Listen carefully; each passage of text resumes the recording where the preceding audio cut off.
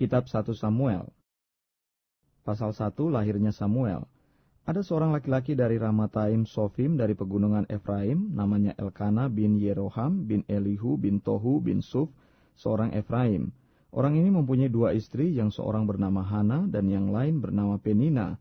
Penina mempunyai anak tetapi Hana tidak. Orang itu dari tahun ke tahun pergi meninggalkan kotanya untuk sujud menyembah dan mempersembahkan korban kepada Tuhan semesta alam di Silo. Di sana yang menjadi imam Tuhan ialah kedua anak Eli, Hofni dan Pinehas. Pada hari Elkana mempersembahkan korban, diberikannya kepada Penina istrinya dan kepada semua anaknya yang laki-laki dan perempuan masing-masing sebagian. Meskipun ia mengasihi Hana, ia memberikan kepada Hana hanya satu bagian, sebab Tuhan telah menutup kandungannya. Tetapi madunya selalu menyakiti hatinya supaya ia gusar, karena Tuhan telah menutup kandungannya. Demikianlah terjadi dari tahun ke tahun. Setiap kali Hana pergi ke rumah Tuhan, Penina menyakiti hati Hana, sehingga ia menangis dan tidak mau makan. Lalu Elkana suaminya berkata kepadanya, "Hana, mengapa engkau menangis dan mengapa engkau tidak mau makan? Mengapa hatimu sedih? Bukankah aku lebih berharga bagimu daripada 10 anak laki-laki?" Pada suatu kali setelah mereka habis makan dan minum di Silo, berdirilah Hana, sedang Imam Eli duduk di kursi dekat tiang pintu bait suci Tuhan. Dan dengan hati pedih ia berdoa kepada Tuhan sambil menangis terseduh-seduh. Kemudian bernasarlah ia, katanya, "Tuhan semesta alam, jika sungguh-sungguh engkau memperhatikan sengsara hamba-Mu ini, dan mengingat kepadaku dan tidak melupakan hamba-Mu ini, tetapi memberikan kepada hamba-Mu ini seorang anak laki-laki, maka aku akan memberikan dia kepada Tuhan untuk seumur hidupnya, dan pisau cukur tidak akan menyentuh kepalanya." Ketika perempuan itu terus-menerus berdoa di hadapan Tuhan, maka Eli mengamat-amati mulut perempuan itu.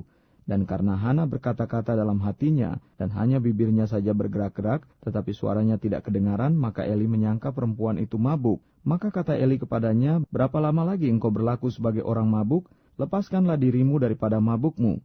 Tetapi Hana menjawab, "Bukan, tuanku, aku seorang perempuan yang sangat bersusah hati. Anggur ataupun minuman yang memabukkan tidak kuminum, melainkan aku mencurahkan isi hatiku di hadapan Tuhan. Janganlah anggap hamba-Mu ini seorang perempuan dursila, sebab karena besarnya cemas dan sakit hati, aku berbicara demikian lama." Jawab Eli, "Pergilah dengan selamat, dan Allah Israel akan memberikan kepadamu apa yang engkau minta daripadanya." Sesudah itu berkatalah perempuan itu, "Biarlah hamba-Mu ini mendapat belas kasihan daripadamu." Lalu keluarlah perempuan itu, ia mau makan dan mukanya tidak muram lagi. Keesokan harinya bangunlah mereka itu pagi-pagi, lalu sujud menyembah di hadapan Tuhan. Kemudian pulanglah mereka ke rumahnya di Rama. Ketika Elkana bersetubuh dengan Hana istrinya, Tuhan ingat kepadanya. Maka setahun kemudian mengandunglah Hana dan melahirkan seorang anak laki-laki.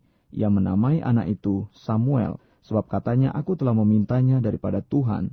Elkana laki-laki itu pergi dengan seisi rumahnya mempersembahkan korban sembelihan tahunan dan korban nasarnya kepada Tuhan. Tetapi Hana tidak ikut pergi, sebab katanya kepada suaminya, "Nanti apabila anak itu cerai susu, aku akan mengantarkan dia, maka ia akan menghadap ke hadirat Tuhan dan tinggal di sana seumur hidupnya." Kemudian Elkana suaminya itu berkata kepadanya, "Perbuatlah apa yang kau pandang baik, tinggallah sampai engkau menyapi dia, hanya Tuhan kiranya menepati janjinya." Jadi tinggallah perempuan itu dan menyusui anaknya sampai disapinya. Setelah perempuan itu menyapi anaknya, dibawanyalah dia dengan seekor lembu jantan yang berumur 3 tahun, 1 eva tepung dan sebuyung anggur, lalu diantarkannya ke dalam rumah Tuhan di Silo. Waktu itu masih kecil betul kanak-kanak itu. Setelah menyembelih lembu, mereka mengantarkan kanak-kanak itu kepada Eli. Lalu kata perempuan itu, "Mohon bicara, tuanku. Demi tuanku hidup, akulah perempuan yang dahulu berdiri di sini dekat tuanku untuk berdoa kepada Tuhan. Untuk mendapat anak inilah aku berdoa, dan Tuhan telah memberikan kepadaku apa yang kuminta daripadanya.